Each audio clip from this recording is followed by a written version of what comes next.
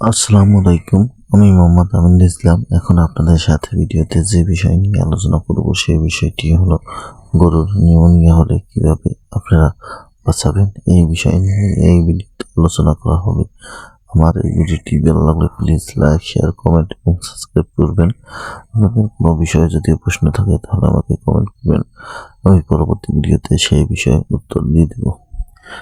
ভিডিওতে যে গরুটি দেখতে পাচ্ছেন এই গরুটি বর্তমানে নিউমোনিয়া আক্রান্ত।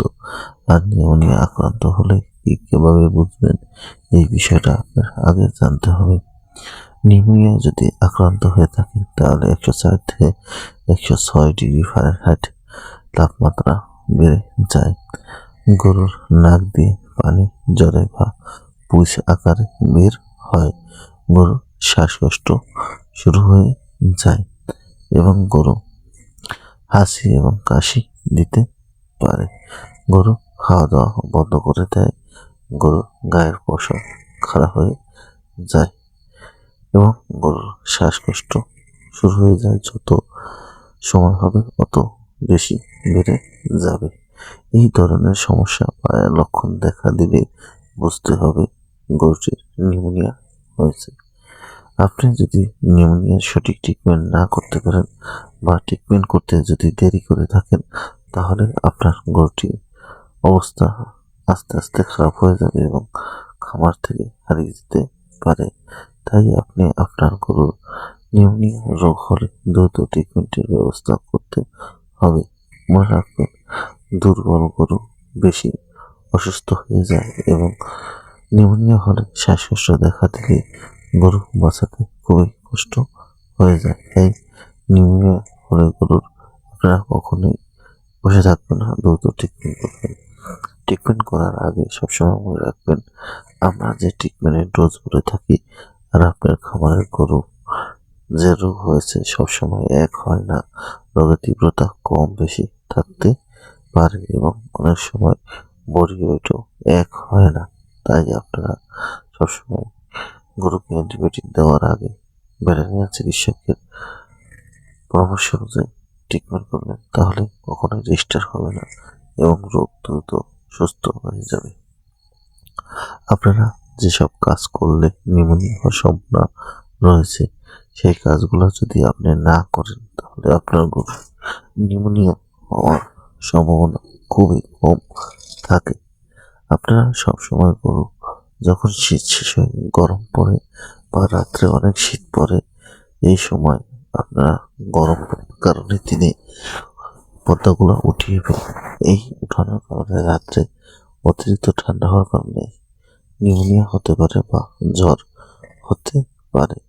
এছাড়া বিভিন্ন পোকামাকড় বা দাস এবং মৌসুমি যে বাতাস চলাচল করে, এই অতিরিক্ত বাতাসে যদি আপনি গরু রাখেন তাহলেও জ্বর হয়ে নিউমোনিয়া হতে পারে এবং গরু যখনই নিউমোনিয়া হয় তখন গরু হাঁপাবে এবং শ্বাসকষ্ট শুরু হয়ে যায় এবং এই শ্বাসকষ্ট যদি আপনি দেখতে সময় লাগে বা না বুঝে আমরা ট্রিটমেন্টের কোনো ব্যবস্থা না করেন তাহলে নাক দিয়ে পুজ আকারে পানি বের হয় আর তখনই সবসময় গরু অসুস্থ বেশি হয়ে যায়। মনে রাখবেন, যখনই গরুর নিউমোনিয়া হয় তখন ফুসফুসে আক্রমণ করে, ফুসফুসে বেশি পরিমাণ ব্যাকটেরিয়া জমে যায়, অনেক সময় কিডনি এফেক্ট হয়ে যায়। এই ইফেক্ট কিডনি এফেক্ট এবং ফুসফুসে যদি সংক্রমণ ছড়িয়ে পড়ে তাহলে গরু অনেক সময় বাঁচানো যায় না। তাই আপনারা নিউমোনিয়ার চিকিৎসাটা একটু গুরুত্বের সাথে করবেন এবং এই চিকিৎসাটা অনেক সময় হার্ড হয়ে দাঁড়ায় যদি ট্রিটমেন্ট সঠিকভাবে না বুঝেন। আর যদি ট্রিটমেন্ট বুঝেন তাহলে অতটা হার্ড হয় না, আস্তে আস্তে গরু সুস্থ হয়ে যায়। আপনারা সবসময় গরুকে নিউমোনিয়া হলে যে ট্রিটমেন্ট দিবেন সেটা হলো, নিউমোনিয়ার জন্য সবচেয়ে ভালো হয় সেফটিও-4 ইঞ্জেকশন বা সেপ-3 ইঞ্জেকশন আপনারা ব্যবহার করতে পারেন। এটা 1 গ্রাম, 2 গ্রাম এবং হাফ গ্রাম আকারে কিনতে পাওয়া যায়। আর সেফটিও-4 এগুলা 2.5 এবং 0.5 গ্রাম হিসাবে কিনতে পাওয়া যায়।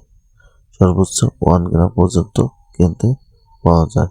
এটা 14th প্রজন্মের অ্যাক্টিভিটি হওয়ায় দ্রুত কাজ করে এবং মানুষের শরীরে রেস্টের হওয়ার সম্ভাবনা কম থাকে। তার জন্য আপনারা সেফটি 14th প্রজন্মের অ্যান্টিবায়োটিক ব্যবহার করতে পারেন।